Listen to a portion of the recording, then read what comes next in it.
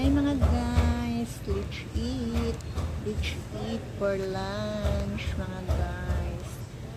Kain na tayo para magkakabinta tayo. Ayan mga guys, mainit na sabaw.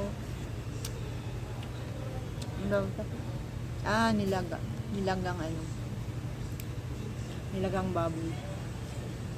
Yung mga guys, laman siya laman.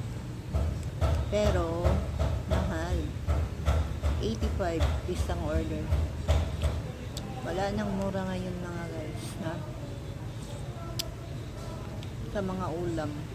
Ayan. Nilagang baboy. Masarap siya mga guys. Naramdaman ko yung lasa ng nilaga.